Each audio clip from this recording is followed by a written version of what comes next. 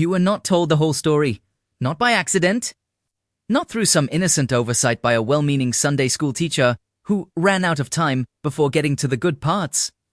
As in, through a slow, generational process of replacing the most violent, most supernatural, most prophetically precise event in all of human history with something so thoroughly defanged, so relentlessly commercialized, so perfectly infantilized that the majority of people alive today, including the majority of people who call themselves Christians, have never once stopped to ask what the original texts actually say. Gig pastel colors, fluffy rabbits, plastic grass in a wicker basket. They handed you the image of a bearded man in a spotless, white robe, calmly strolling out of a cave at sunrise, as though he had just woken up from a refreshing Sunday nap and was looking for his sandals. Peaceful, gentle, completely harmless. And while you were busy with that image, while that image was being drilled into you from childhood, reinforced every spring, repeated until it felt as natural as breathing, something else was happening. The real account was being buried. Not destroyed, because it cannot be destroyed. It is in the text, in black and white, in the Hebrew and the Greek, in the letters of men who either witnessed it directly or received the account from those who did. But buried under enough tradition, enough sentimentality, enough Easter Sunday familiarity that most people will raid right past the most staggering details without ever slowing down to process what those details actually mean. Why? Because the real version changes things.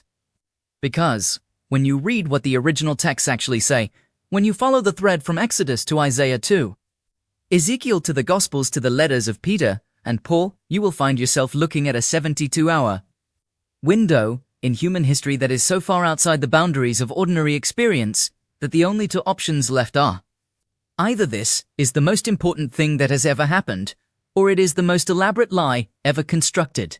There is no comfortable middle ground. There is no version of this story that lets you stay exactly where you are.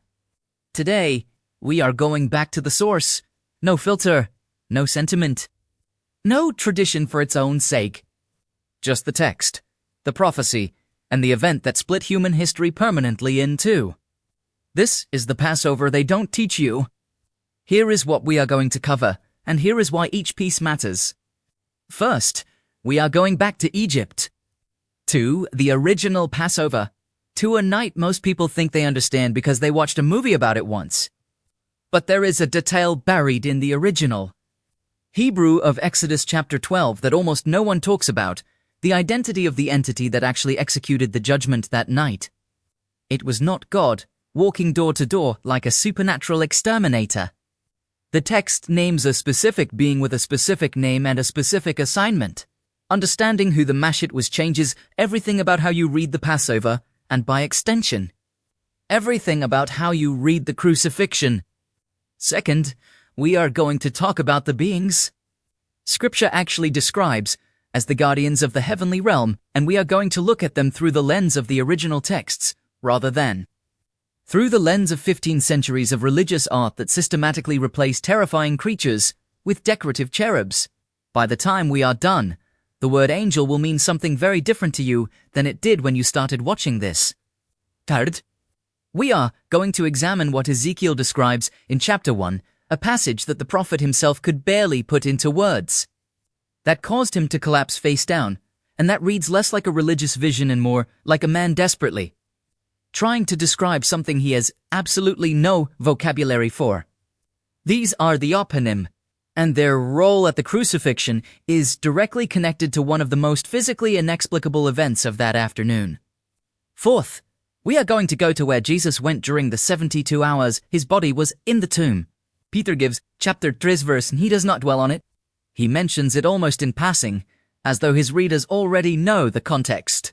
But once you know the context, once you understand who the imprisoned spirits were, and where they were imprisoned, and why Jesus went there, the resurrection stops being a feel-good story about hope and becomes something far more specific. A military operation executed in the most hostile territory in existence. And fifth, we are going to sit with the detail that most Bible teachers skip right over because their theology simply does not know what to do with it. Matthew 7, verses 52 and 53, you have read these verses. But have you ever actually stopped and thought about what they describe? We are going to stop. We are going to think about it. And by the time we are done, you will understand why this detail, more than any other, is the proof that what happened that Sunday morning was not a private miracle for one man, but a rupture in the fabric of the world that nothing was ever going to be the same after. Stay until the end. The final block will reframe everything that comes before it. To understand the resurrection, you must first understand the Passover that preceded it by 1,500 years, and not the version with dramatic orchestral music and parted CGI, the actual account. The one written in Hebrew by Moses. The one that describes a single night in Egypt with a level of specificity and a level of horror that most Sunday school curricula quietly sand down to something more manageable.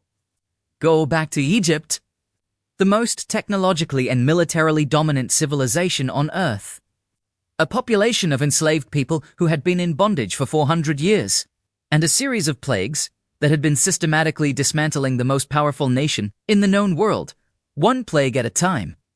Each one targeting a specific Egyptian deity, each one demonstrating that the God of the Hebrew slaves was not merely stronger than the gods of Egypt, but was operating in entirely altogether plaguesin. Pharaoh has not relented, and now we arrive at the 10th. The final one, the one from which the entire Feast of Passover gets its name. Most people who grew up in any kind of church context absorb the following picture: God, the architect of the universe, personally walked door to door through the cities of Egypt and killed the firstborn in every Egyptian household. That picture is not what the text says. It is a kindergarten simplification that loses something absolutely critical in the translation. Read us 12, verse 23 in the Hebrew. The text is precise, it is surgical, and it makes a distinction that changes the entire theological weight of the scene. For the Lord will pass through to strike the Egyptians, and when he sees the blood on the lintel and on the 2 doorposts, the Lord will pass over the door and will not allow the destroyer to enter your houses to strike you. Exodus 12:23. There are 2 distinct entities operating in this verse. The Lord, who passes through, whose presence moves across Egypt, and the Mashit, the destroyer, who is the one actually executing the judgment in each household. God is not personally killing Egyptian children door to door. God is preventing the Mashit from entering the homes of his people. That is not a subtle theological distinction. That is a massive one. The Hebrew word is hamashit. The root is shochet, to corrupt, to devastate, to annihilate beyond repair. This is a named entity with a specific function, a designated instrument of divine judgment operating on a frequency and in a manner that God himself had to specifically restrain from entering the protected homes. The Mashit is not an angel of light with warm intentions. He is an executioner, a being whose function is the termination of biological life, operating with the precision of a scalpel and the power of something that makes the strongest human military force on Earth completely helpless. And now ask the question that the text is clearly inviting you to ask. If God is omniscient, if he knows the number of hairs on every human head, if he knows every person he has ever created by name, why does he need a smear of lamb's blood on a doorframe to know which households belong to his people? He obviously does not need it as information. He already has that information. So the blood is not a reminder for God. The blood is God's prescribed protection, a covering that he himself specified in exact detail, applied to the doorposts in a pattern that every Christian looking back at it would immediately recognize. Top, left side, right side. The shape of a cross, applied in blood, 1,500 years before the cross. Exodus 12:7. The houses, with the blood, were under a covering the Mashit could not penetrate. The houses, without the blood, had no such covering, and the result is described in Exodus 12:30 with a sentence so stark it is almost impossible to read without feeling something. Pharaoh arose in the night, he and all his servants and all the Egyptians, and there was a great cry in Egypt. For there was not a house where there was not one dead. Exodus 12:30. Not a house. Not a single house in all of Egypt where someone had not died.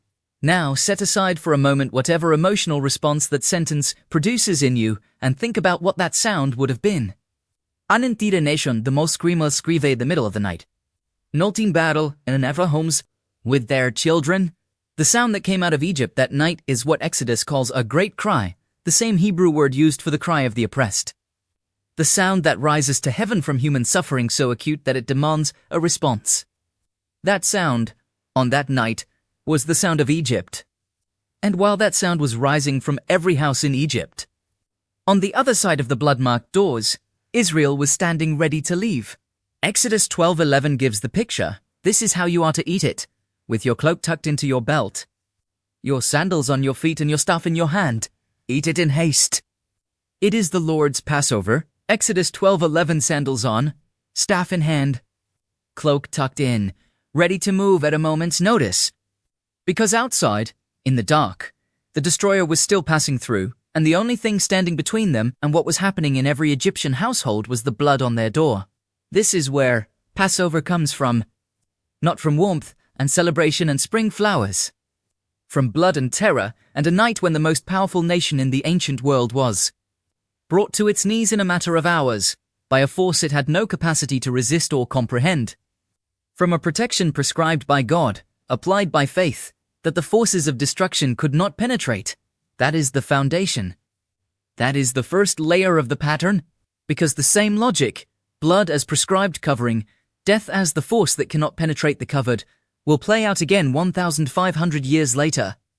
With infinitely higher stakes, on a hill outside Jerusalem, the Passover of Egypt was the prototype. The crucifixion was the fulfillment. And if you do not understand the prototype, you will never fully understand what the fulfillment actually accomplished. Before we get to the cross, we need to establish who was present, not the visible participants, the Roman soldiers, the Jewish leaders, the disciples, the crowd. The beings operating in the dimensions the human eye could not access on that day. Because if you read the biblical accounts without that context, you are watching a play and only seeing half the stage. Let us start at the bottom of the hierarchy and work our way up. Because by the time we reach the top, you will understand why Ezekiel fell on his face. The word in Hebrew is malach, plural, malachim. It translates simply as messenger. And that translation, while accurate, strips almost everything meaningful from the nature of these beings. Because in the English-speaking world, messenger conjures images of a delivery driver or a post office employee. The malachim are not that. Here is the most consistent technical pattern in the entire biblical record of angelic encounters. Every single time a malach appears to a human being, without exception, the first thing it says is a variant of "do not be afraid." Gabriel says it to Mary in Luke 1:30. The angel says it to the shepherds in Luke 10. The angel at the tomb says it to the women in Matthew 28:5. Daniel's encounter with Gabriel in Daniel 10 describes the prophet's physical response, all strength leaving his body. His face turning in the grail, falling instantly on the ground.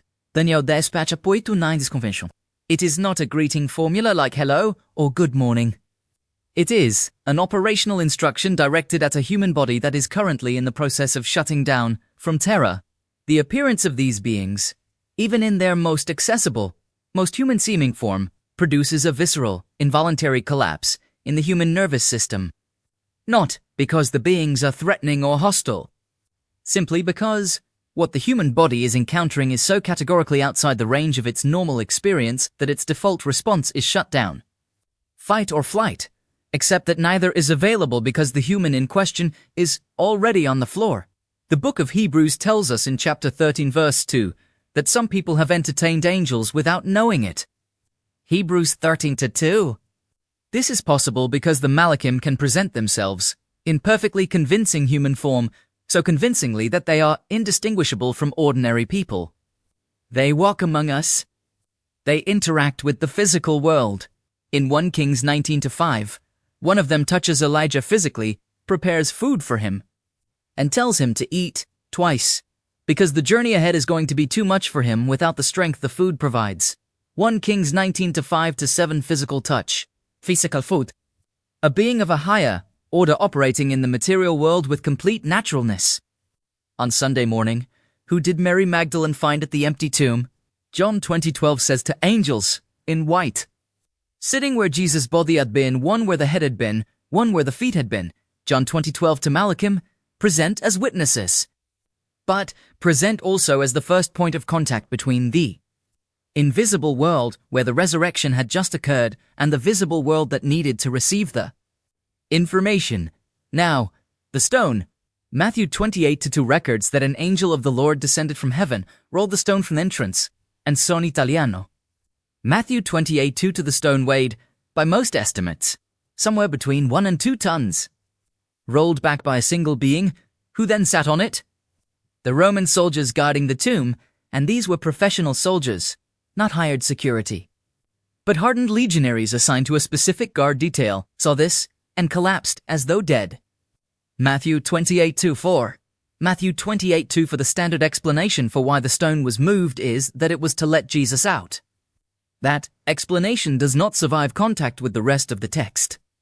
Because John 20:19 tells us that on the evening of that same Sunday, with the disciples gathered in a room with the doors locked, Jesus simply appeared among them. John 20:19, no door was opened. No entry was recorded. He was not there, and then he was there. The glorified body of the risen Christ was not constrained by solid matter. He did not need the stone rolled away to exit the tomb. The stone was rolled away so that the human witnesses could enter, so that they could see the empty space where the body had been, so that they could see, as John 20:6-7 specifically records, the burial cloths lying there and the face cloth that had been around Jesus' head, not lying with the burial cloths but folded up by itself in a separate place. John 22:6-7, that detail of the folded cloth is not incidental. A grave robber does not take the time to fold the face cloth. A desperate escape does not produce a neatly folded piece of linen left behind.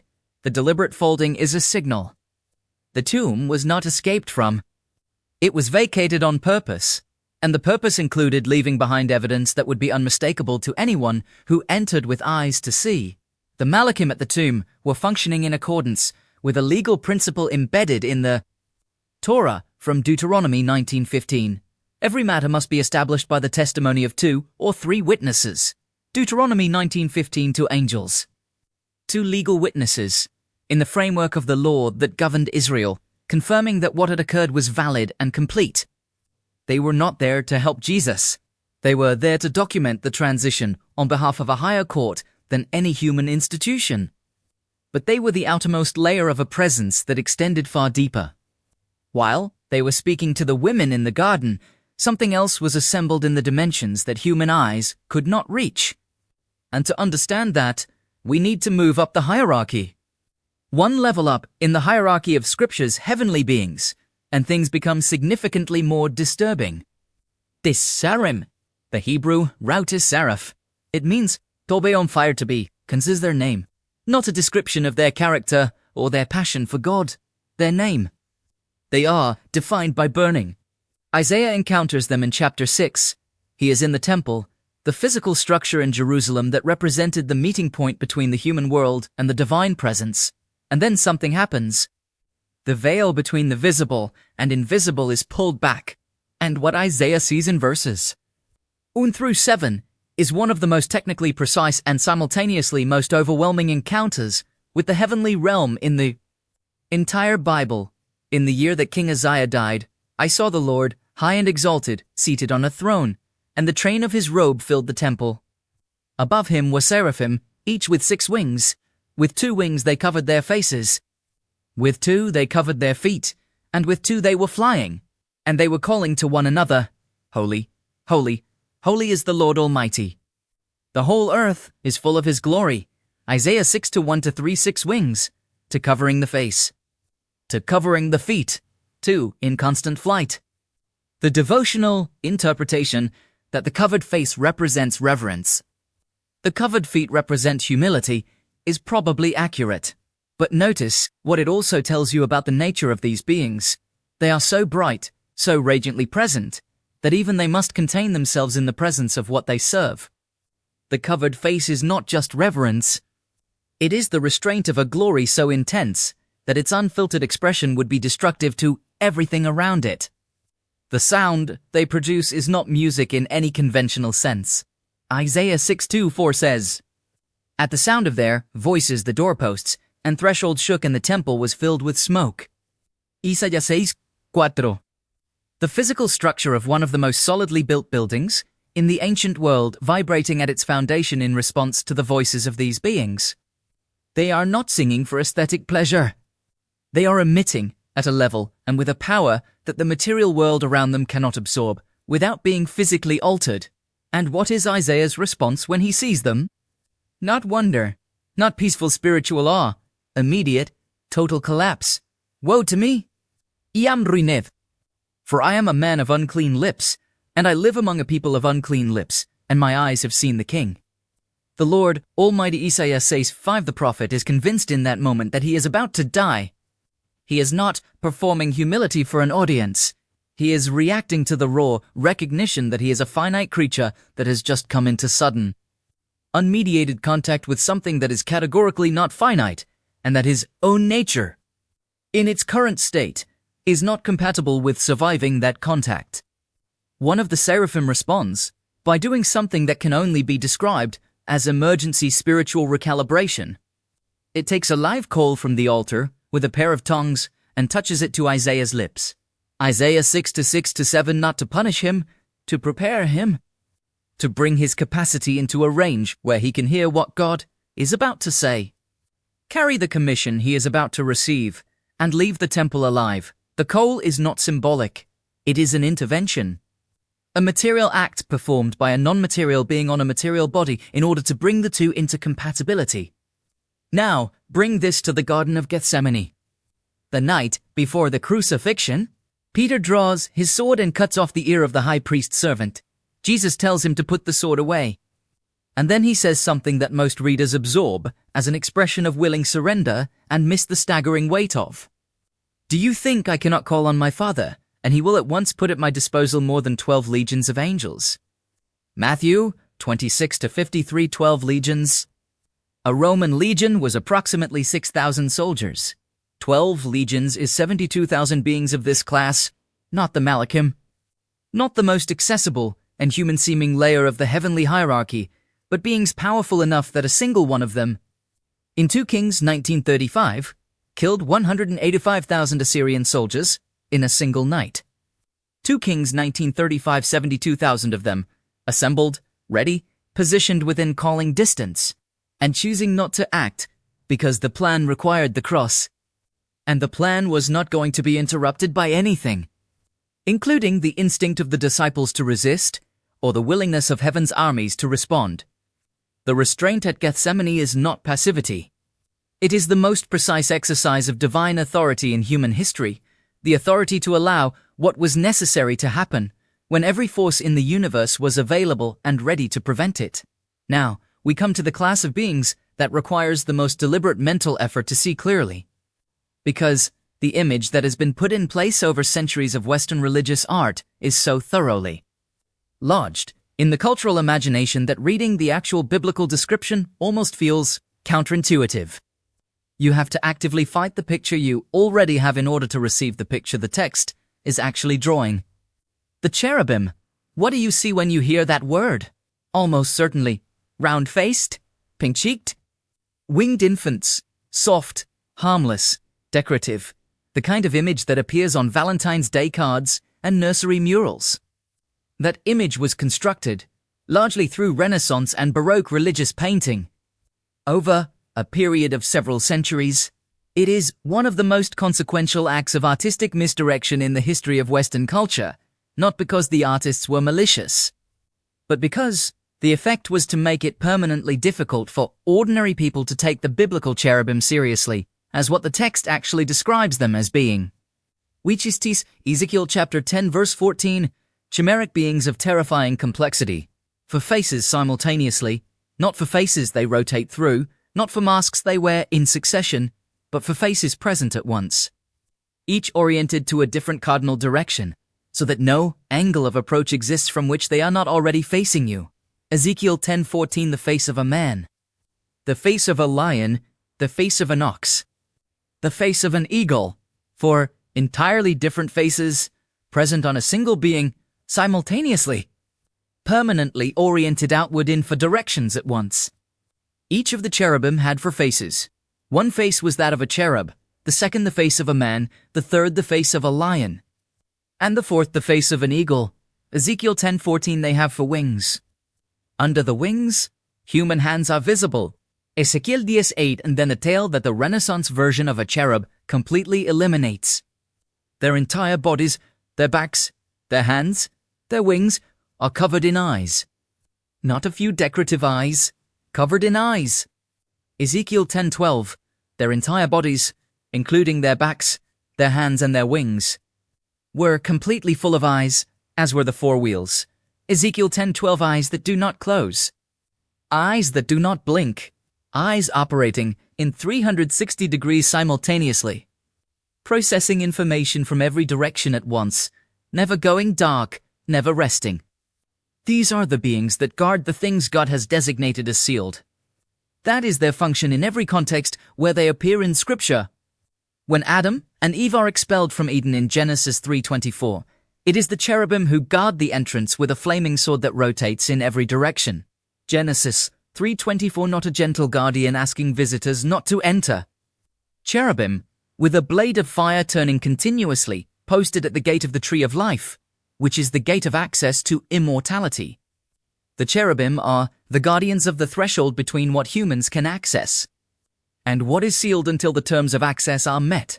In the tabernacle that Moses built in the wilderness, and then in the temple that Solomon built in Jerusalem. 2 golden cherubim were placed over the Ark of the Covenant in the innermost chamber, the Holy of Holies. Exodus 25 minutes and 18 seconds to 20 to the ark that contained the tablets of the law, the jar of manna, and Aaron's staff that had budded. The most sacred object in Israel's entire history, guarded, in its physical representation, by models of the same beings that guard the actual presence of God, not because the gold was protective, because the cherubim represented the reality of what stood between the divine presence and an unprepared humanity. The Psalms describe God as enthroned upon the cherubim. Psalm 80:1. Psalm 980 banding 1 Psalm 99 wanding the throne. They are the living throne, the mobile, watchful, all-seeing structure upon which the divine presence rests and moves, now placed that at Golgotha, the hill outside Jerusalem, where 3 crosses stood on a Friday afternoon in approximately 30 AD. The visible world saw Roman soldiers, a mocking crowd, 3 condemned men, a few grieving women near the foot of one of the crosses. The invisible world, the world that Scripture's logic requires, was present, saw something categorically different. The most critical transaction in the history of the cosmos was taking place at that location. The cherubim do not abandon the threshold when the threshold is most at risk. They reinforce it, every direction covered, every axis watched, every attempt at interference met by something that has 4 faces, is covered in eyes, and guards the things of God with a rotating blade of fire. But even the cherubim are not the deepest layer of what was present that day. And now, we arrive at the level that Ezekiel himself barely managed to describe. The level where the prophet's language starts to break down, not because he is being vague or mystical, but because he is genuinely trying to describe something for which the Hebrew of the 6th century BC simply does not have adequate vocabulary. He knows what he saw. He cannot find the words. So he piles up approximations, something like the appearance of what seemed to be, not imprecision, honesty about the gap between the experience and the language available to describe it, the oponym. The Hebrew word means, simply, wheels. That is the whole word, wheels. And then the description follows. And the description is one of the most genuinely unsettling passages in the entire Bible for anyone who reads it carefully and allows it to say what it actually says. Ezekiel, verses 15-20, and then in chapter 10. As I looked at the living creatures, I saw a wheel on the ground beside each creature with its 4 faces. This was the appearance and structure of the wheels. They sparkled like topaz, and all 4 looked alike. Each appeared to be made like a wheel intersecting a wheel. Ezekiel 1:15-16. Enormous wheels made of a crystalline, gleaming material. Ezekiel calls it beryl, a transparent mineral. But he is reaching for the closest available comparison to something that does not have a direct earthly equivalent. The wheels intersect each other perpendicularly, creating a structure of overlapping circular planes that allows movement in any direction simultaneously without requiring any reorientation. Ezekiel 1:17, as they moved, they would go in any one of the 4 directions the creatures faced. The wheels did not change direction as the creatures went. Ezekiel 1:17 movement in any direction without turning. In every direction simultaneously, without the concept of forward and backward that constrains every object in our 3-dimensional experience. And then the detail that makes this passage impossible to read neutrally. Their rims were high and awesome. And all 4 rims were full of eyes all around. Ezekiel 1:18 the rims of the wheels. Every inch of them covered in eyes. Eyes watching in every direction as the wheels turn. Eyes that, by implication, never stop watching because the wheels never stop turning. A structure of perpetual, multidirectional perception embedded in beings that cannot be approached from any angle without being seen. That cannot be observed from any direction without already being observed back. The book of Revelation confirms this independently, centuries after Ezekiel. In Revelation 4:6-8, John sees 4 living creatures around the throne, covered with eyes, in front and in back and all around, even under their wings. Revelation 4:6-8 to men, separated by several centuries, with no direct communication between them. Describing the same beings with the same impossible, I covered detail. The consistency is not coincidence. It is the consistency of 2 witnesses describing the same real thing. When the oponym move, or rather, when the oponym exist in a different location than they existed in a moment before. Because movement as a concept barely applies, the text describes what accompanies them. The sound of their wings was like the roar of rushing waters, like the voice of the Almighty, like the tumult of an army. Ezekiel 1:20 for the sound of a cataract. The sound of God speaking. The sound of an army in full march. Not one of these sounds, all 3 simultaneously, as a single sound, produced by the motion of their wings. Now, connect this to what happened at Golgotha between noon and 3 in the afternoon. Matthew 27 minutes and 45 seconds is direct. From noon until 3 in the afternoon, darkness came over all the land. Matthew 27-45, Luke 23:44-45. Adds the detail, for the sun stopped shining. Luke 23:44-45. The standard explanation offered is a solar eclipse. This explanation fails on basic astronomical grounds. The Passover is always celebrated on the 14th of Nisan, which is by definition a full moon. The Hebrew calendar is lunar, and the 14th of any month is the full moon. A solar eclipse requires the moon to be positioned between the earth and the sun. During a full moon, the moon is on the opposite side of the earth from the sun. A solar eclipse during a full moon is not merely unlikely. It is physically impossible within the orbital mechanics of our solar system. What the text describes is a darkness that was not produced by orbital mechanics. It was produced by the weight of divine presence concentrated at a single point on the surface of the earth. A concentration so dense that it overrode the ordinary operation of the physical world. God covering his son at the moment of maximum exposure.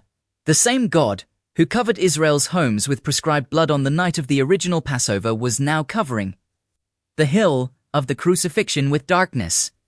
For the same essential reason, to create a protected space within which the most critical event in history could be completed without interference. The darkness over Golgotha was not the absence of God. It was the overwhelming presence of God, manifesting in the physical world as the only thing the physical world could produce in response to that level of concentrated glory, the shutdown of light itself. Friday, 3 in the afternoon. The darkness lifts. The last breath. Luke las 11:46 de la noche.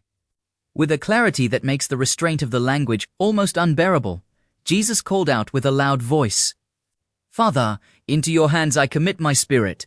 When he had said this, he breathed his last. Luke 23:46 for the visible world, for the soldiers at the foot of the cross. For the crowd that had already turned and started walking back toward the city, for the disciples scattered and hiding, it looked like a defeat. The end of a rabbi from Galilee who had said extraordinary things and drawn extraordinary crowds, and then been arrested, tried, and executed in the ordinary way that the Roman Empire executed people it considered threats to public order. A tragedy Perhaps a loss, certainly. But no different in its basic structure from hundreds of other public executions that had taken place on that same hill before this one and would take place after it. For the prophetic record, it was something else entirely. Isaiah 53 for afternoon had described with such specific detail what would happen to the suffering servant of God, the rejection, the suffering, the death on behalf of others, the burial in a rich man's tomb. That the passage had been debated in Jewish scholarship for generations. Was this a description of Israel collectively, or of an individual who was yet to come? Isaiah 53 Psalm 22 la crucifixion described a scene so precise that it included details that David himself could not have known were coming: the piercing of hands and feet, the casting of lots for clothing, the mocking crowd circling the one who prays from the cross. Psalm 22, every piece of the pattern had been laid down in advance. What looked like a defeat from the street level was, from the altitude of the entire prophetic record, the precise and expected fulfillment of a plan that had been in motion for centuries. But there was something happening in the interval between the last breath on Friday and the empty tomb on Sunday that almost nobody teaches. Something that the Apostle Peter includes in his first letter with a casualness that suggests he expects his readers to already know the context, and that most modern readers pass right over because they have never been given that context. And Peter 3:18-3, carefully, for Christ also suffered once for sins, the righteous for the unrighteous, to bring you to God. He was put to death in the body but made alive in the spirit. After being made alive, he went and made proclamation to the imprisoned spirits, to those who were disobedient long ago when Gott redlich auerwit minus ein Peter 3:18-20 imprisoned spirits, disobedient in the days of Noah. Peter writes this as though it is established background information, as though the identity of these imprisoned spirits is something he can reference without explaining, because his readers already know who they are, and his readers did know, because the texts that told the story were widely read in the first century Jewish and Christian communities. Genesis 6:1-4 opens the account. Genesis 1:4 sons of Gad b'nai Elur take human women as wives, producing offspring of extraordinary power, corrupting the world before the flood. The book Vinox Derek com Judum 14-15 expands on this account in detail. These were the Watchers, an order of angelic beings whose assignment was to observe and guide humanity, who instead descended, violated the boundary between their order of existence and ours, and corrupted the human world with knowledge and practices for which humanity was not ready and had not been authorized to possess. The result was so catastrophic that the judgment God brought was a global flood, a reset of the physical world. The Watchers themselves were not destroyed. They were imprisoned. 2 Peter 2 forgives us the location with startling specificity, for if God did not spare angels when they sinned, but sent them to Tartarus, putting them in chains of darkness to be held for judgment 2 Peter 2:4 Tartarus. Peter borrows the Greek word for the deepest level of the underworld, the place below Hades, the place of maximum confinement, because it is the closest available term in the language of his readers for what the Hebrew sources described as the deepest chamber of the pit, and Jude 1-6 confirms, and the angels, who did not keep their positions of authority but abandoned their proper dwelling, these he has kept in darkness, bound with everlasting chains for judgment on the great day. Jude 1-6 bound, in chains of darkness, in Tartarus, awaiting the final judgment, for thousands of years, held in confinement in the most inaccessible location in the entire cosmological structure that Scripture describes. And that is where Jesus went between Friday and Sunday. Not to rest, not to splobisise tartarus, into the maximum security chamber of the underworld, where the most dangerous, imprisoned beings in the history of the cosmos had been waiting for millennia for someone powerful enough to enter their space, because no one, in all of the thousands of years of their imprisonment, had been. Think about what that descent means from the perspective of the imprisoned Watchers. They had been waiting. They had watched the story of human history unfold above them, the covenant with Abraham, the Exodus, the law, the prophets, the centuries of prophecy about a coming Messiah, from inside their chains, in darkness, and then something changed. A presence entered the space that no presence had ever entered, And it was not a prisoner being added to their ranks. It was a conqueror, moving through their territory with the authority of the one who had put them there in the first place. The word Peter uses in 1 Peter 3:19 for what Jesus did is ekarixon, from the verb charisso. This is not the word for preaching a sermon. This is the word used for a herald making a proclamation, specifically a royal herald announcing the decree of a king or the result of a military victory. In the ancient world, when a battle was won, the king sent a herald to the defeated territory to proclaim the terms of the conquest. That is what Jesus did in Tartarus. Not a pastoral visit, not an offer of negotiation, a proclamation, a declaration delivered by the victor into the territory of the defeated. The terms have changed. The course of history has turned. What you believed was permanent is not. The Gospel of Nicodemus, an early Christian text read widely in the ancient church. Not canonical but preserved as testimony to early Christian understanding of these events, describes the gates of the underworld being shattered at the approach of Jesus, not by force of arms, by the power of the word, the same word by which, according to John 1:1-3, all things were made. John 1:1-3, the Logos, the foundational, structural principle of the entire created order, entering the place that death had constructed as its stronghold, and finding that the structure of that place could not hold in the presence of its architect. When the risen Jesus appears to the Apostle John, in the vision of the Revelation, standing in the middle of 7 lampstands, in a form so overwhelming that John falls at his feet as though dead, he says something that every Christian has heard and almost no one fully processes. Do not be afraid. I am the first and the last. I am the living one. I was dead, and now look, I am alive forever and ever. And I hold the keys of death and Hades. Revelation 1:17-18 the keys. Revelation 1:17-18 in the modern world. We speak of authority metaphorically all the time. Someone holds the key to a situation or unlocks a problem. We have been trained to read this kind of language as figurative.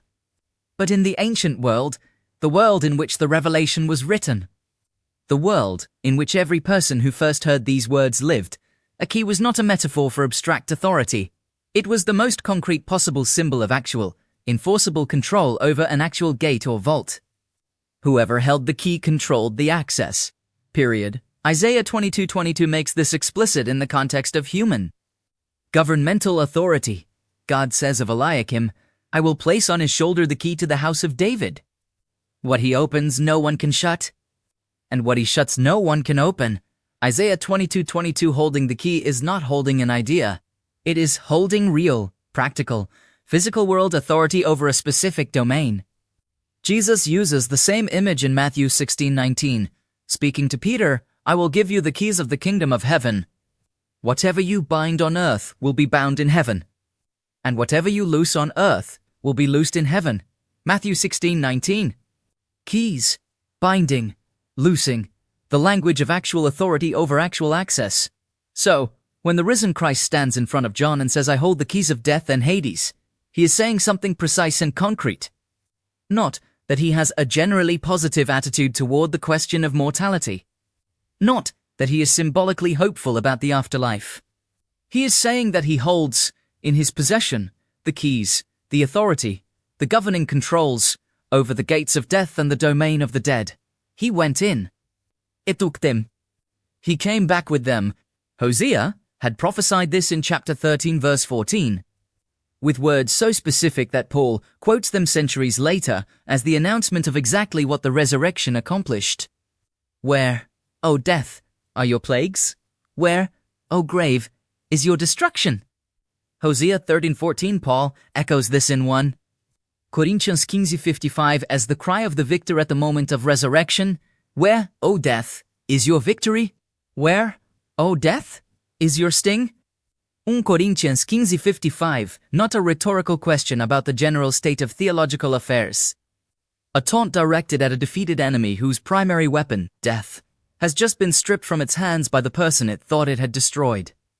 The picture that emerges from these texts, taken together, is not a gentle religious story about hope and new life in a general spiritual sense.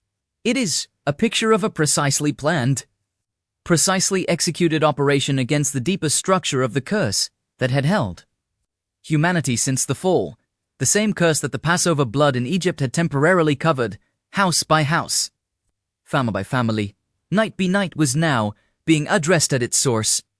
Not covered temporarily, conquered permanently. The keys that death had used to hold humanity in its cycle of corruption and decay were taken by the one who had the authority to take them, and they have not been returned. That is what the empty tomb means. Not hope, not inspiration, conquest. Before sunrise, Sunday morning, something happens inside the tomb that no human eye directly witnessed. What enters the tomb on Friday evening? The body of a man who has been flogged, crucified, and confirmed dead by a Roman soldier's spear thrust is not what leaves it on Sunday morning, and the difference is not a matter of degree. It is a matter of category. Paul describes in Coríntios 15:42 through 45. Precision that the English translation frequently softens, but that the original Greek maintains with careful technical distinction. So, will it be with the resurrection of the dead? The body that is sown is perishable, it is raised imperishable. It is sown in dishonor, it is raised in glory. It is sown in weakness, it is raised in power. It is Joshua 1 Coríntios 15, 42-44 in the Greek somatuna, the natural body, the animated by breath body, the biological organism subject to corruption and decay and the ordinary limits of matter. And soma pneumatikon, the spirit body animated by spirit, the body that operates in the same material universe but is no longer constrained by the same material laws. The same substance, a different state of that substance. Not destroyed and replaced but transformed, moved, in Paul's framing, from one mode of existence to another. From perishable to imperishable, from weakness to power. The accounts in the Gospels confirm both sides of this simultaneously and without apology.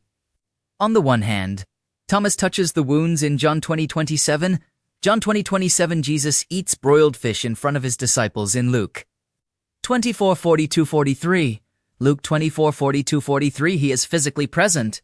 He is physically tangible. This is not a ghost ring to prentisi savodi. On the other hand, he appears in a room with locked doors in John 20:19. John 20:19, he is not recognized immediately by Mary in John 20:14, or by the two disciples on the road to Emmaus in Luke 24:16, people who knew him well, who had spent years in close proximity to him, who do not recognize him until he chooses to reveal himself. John 20:14, Luke 24:16, he appears and disappears. He is present and then suddenly not present. To some body, but operating according to a different set of governing rules than the body that had stood in the temple courts and walked the roads of Galilee. And the effects of what occurred inside that tomb radiated outward into the physical world in ways that the ground and the sky and the stone of the temple could not contain. The curtain of the temple. Matthew 27:51. At that moment the curtain of the temple was torn in two from top to bottom. Matthew 27-51. The historian Josephus, who was not a follower of Jesus and had no theological motive to exaggerate the significance of this curtain, records that it was approximately 18 meters high, roughly 60 feet, and so thick that the teams of horses pulling in opposite directions from each end could not tear it. Itore, from top to bottom, not from the bottom, because no human hands could reach the top of an 18-meter curtain. From the top, which means from the side of the curtain that only God could reach. Torn downward through the full length of the fabric that had separated the Holy of Holies, the place of the immediate presence of God, from the rest of the temple. And by extension, from the rest of humanity. The veil that had separated humanity from the direct presence of God since the days of Moses, the veil that the high priest alone could pass through, on the Day of Atonement, with blood and incense and every prescribed protection, was gone, not worn out, not damaged by weather or age, torn, deliberately, in the moment that the sacrifice was completed. The earth shook, rocks split. Matthew 27-51. The physical material of the planet responding to a shift in the spiritual order of things. And then the soldiers at the tomb. Matthew 28-4. At the appearance of the angel who rolled the stone away, the guards shook and became like dead men. Matthew 28-2. For these were not superstitious civilians, who had never seen anything frightening. They were professional Roman soldiers, men whose entire professional and personal identity was built around controlled response to dangerous and frightening situations. They fell down as though dead. And then Matthew 27 minutes and 52 seconds 53, the verse that stops me every time I read it. The verse that I want you to read slowly, right now, without rushing past it as you usually would. The tombs broke open. The bodies of many holy people who had died were raised to life. They came out of the tombs after Jesus' resurrection and went into the holy city and appeared to many people. Matthew 27 to 52:53. Read that again, slowly. Matthew 27 minutes and 52 seconds 53 tombs broke open. Not one tomb, tombs, plural. Bodies of holy people who had dead for years, possibly kids, raised to life, coming out of them, going into Jerusalem, appearing to many people, not to one confused witness in a dark garden, not to a single eyewitness whose testimony could be dismissed, but to many people throughout the city. Matthew is the most precise, the most legally minded, the most evidence-conscious of the gospel writers. He writes like a man accustomed to presenting facts in a framework where those facts will be tested. He does not speak in vague spiritual symbols. He records events, with the same plain declarative tone he uses throughout his account. And he records this: the opening of multiple tombs, the raising of multiple bodies, the appearance of multiple resurrected people throughout the city of Jerusalem in the same tone he uses to record the time of day and the names of locations, as though it is a fact, as though it happened, as though it is the kind of thing that must be recorded, even knowing that every reader will struggle with it, because leaving it out would be a greater failure than including it. What are we to make of this? Paul gives us the interpretive frame in 1 Corinthians 15:20, but Christ has indeed been raised from the dead, the first fruits of those who have fallen asleep. 1 Corinthians 15:20 first fruits. Apache in Greek. The agricultural image is precise. When the first portion of the harvest ripens and is offered, it is the guarantee and the foretaste of the full harvest that follows. What happened to the first fruits is what will happen to the whole harvest. The bodies raised from their tombs in Jerusalem on that Sunday morning were the first fruits of the first fruits, the immediate, local, undeniable demonstration that what had occurred in Joseph of Arimathea's tomb was not a private miracle for one individual, but the opening of a door through which the entire category of human death had been permanently altered. The power of the resurrection was not contained by the walls of that tomb. It radiated outward into the physical world, and the physical world, including the physical bodies of people who had died in its proximity, could not remain unchanged by it. Not a symbol of hope. The beginning of the end of death itself. Everything we have covered, the mashit and the blood on the doorposts, the malachim at the empty tomb, the seraphim whose voices shake stone foundations, the cherubim with 4 faces and bodies covered in eyes, the oponym whose presence darkened the sky over Golgotha, the descent to Tartarus, the proclamation to the imprisoned watchers, the keys of death taken from the deepest chamber of the underworld, the tombs opening and bodies walking through the streets of Jerusalem. None of this is theological trivia. None of it is information to be collected as evidence of how interesting or unusual or dramatic the biblical account is. It is a map. And maps are for navigating. The question is, where does this map lead? What does it mean for you today, in the actual life you are actually living, after the resurrection? The first formal statement Jesus makes in Matthew, before the Great Commission, is this: all authority in heaven and on earth has been given to me. Matthew 28-18. Matthew 28-18, all of it. Not spiritual authority in a vague, inspirational sense. All authority. The authority that was demonstrated by entering Tartarus and coming back. The authority that was demonstrated by the earthquake and the torn curtain and the open tombs. The authority that the oponym acknowledged by their presence and the cherubim confirmed by holding the perimeter. All of it now exercised by the risen Christ. And then, in the same conversation, the commission that flows from that authority. Therefore go and make disciples of all nations. Matthew 28-19. The scope of the authority determines the scope of the mission. All nations, because the authority extends to all, not just to the territory of Israel. not just to the people who already knew the story, but to the whole of humanity that the Passover from the very beginning was pointing toward. In John 14:12, Jesus says something that is either the most extraordinary promise in the entire New Testament or words without meaning. Very truly I tell you, whoever believes in me will do the works I have been doing, and they will do even greater things than these. Because I am going to the Father. John 14:12. Whoever believes, not the 12 specifically, not apostles or clergy or religious professionals, whoever believes will do the works, greater works, the works that Jesus did, the healings, the deliverances, the confrontation with death itself, extended to and through everyone who carries his authority. And then Acts 1-8, the last thing Jesus says to his disciples before the ascension, but you will receive power when the Holy Spirit comes on you. And you will be my witnesses in Jerusalem and in all Judea and Samaria, and to the ends of the earth.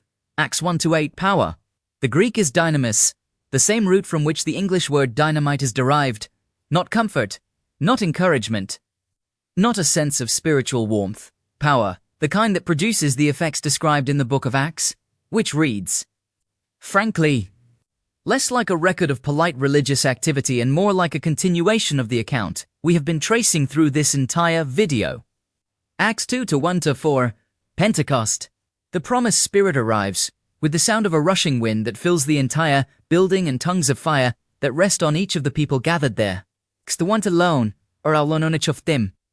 The same Spirit, given to ordinary people who had denied Jesus during his trial, doubted him after his death, and spent the weeks following the resurrection alternating between awe and confusion. The Spirit does not wait for the perfect candidate. He arrives at the appointed time and fills the available vessels. Paul describes what that means for the human body in Romans 8:11. And this is the sentence I want you to sit with, because of everything we have covered today. This is the sentence that connects all of it to the ground of your actual life. And if the Spirit of him who raised Jesus from the dead is living in you, he who raised Christ from the dead will also give life to your mortal bodies because of his Spirit who lives in you. Romans 8:11 read that with everything we have covered as context, the Spirit of the one who raised Jesus from the dead, the Spirit who was present at the Passover in Egypt, who moved with the oponym above the firmament, who tore the temple veil from top to bottom, who opened the tombs on Sunday morning, that Spirit living in you. And the promise attached to that indwelling is not a vague spiritual benefit. It is life given to mortal bodies. The same resurrection power that raised a dead man from a tomb and sent the ripples outward through the physical world until tombs opened and soldiers fell and the sky went dark, available to the mortal body you are currently living in. This is what 2 Corinthians 5:17 uses the phrase new creation. 2 Corinthians 5:17, not a renovated version of the old person with some improvements. Not the same individual with better habits and a more positive outlook, a different category of existence. The same word used for the original creation of the world, the act of bringing something into existence that was not there before. Applied to what happens to a person who comes into genuine contact with the risen Christ, a new creation. Something that did not exist before, now existing. The old passed away, the new here, the comfortable, commercialized version of Easter, the one that fits neatly between Good Friday church services and chocolate eggs and family lunch, does not require any of this from you. It asks only that you acknowledge in a general sense that Jesus died and rose again. That this is somehow good news, and that you observe the occasion with appropriate sentimentality once a year. That version of Easter makes no demands. It produces no disruption. It is perfectly compatible with every other assumption you hold about the world and your place in it. The version we have been tracing today is not compatible with all your existing assumptions. It cannot be. Because the claims it makes are too specific, too concrete, too historically grounded, and too cosmically large to fit comfortably into a life that has not been reorganized around them. The Passover is not a religious observance. It is the record of a rescue operation that was planned before the world began. Executed over 1,500 years through a specific people and a specific sequence of events. Fulfilled in the most violent and most triumphant 72 hours, in human history, and extended by the risen Christ to every human being who has lived since that Sunday morning. The veil did not tear so that you could admire the tear from a distance. It tore so that you could enter the space behind it. The question is whether you will. So now, you know the account. The Passover began in Egypt with a night of blood and terror, with the mashit passing through and the prescribed blood on the doorposts as the only protection between a family and the destroyer. Exodus 12:23, not a reminder for God, a covering, a protection prescribed by God and applied by the faith of the people who believed the word they had been given. It continued 1,500 years later at Golgotha, where the same logic played out at cosmic scale. A covering of blood on a cross that had the same geometry as the blood on the doorposts of Egypt. Top, left, right, applied by the Son of God himself at the cost of his own life, as the final and permanent answer to the destroyer who had been active since the fall. In between the death and the resurrection, the Son of God descended to the deepest place in the cosmological structure, to Tartarus, where the imprisoned watchers had been held in chains of darkness since before the flood, and he went there not as a prisoner, but as a conqueror. And he made the proclamation that the war was over and the course of history had changed. Ein Peter 3:18-20 on the morning. The explosion of new life inside that tomb radiated outward into the physical world in ways the physical world could not contain. The curtain tore. The earth shook. And the tombs opened, and bodies that had been in the ground for years and decades walked into Jerusalem and appeared to many people. The first ripples of a resurrection that has not finished yet. Matthew 27:52-53, and the risen Christ extended the authority. Eath Gleimidikadis, the all authority in heaven and on earth, to every human being who would receive his Spirit. The same Spirit who accomplished everything we have described, living in mortal bodies, giving life to mortal bodies, available now. Romans 8:11, the tomb is empty. The veil is torn from top to bottom. The keys are held by the one who descended to claim them and came back to prove he could. The door that was sealed by the curse of the fall has been standing open since Sunday morning, 2,000 years ago, and it has not closed. That is the Passover they don't teach you. What are you going to do with it?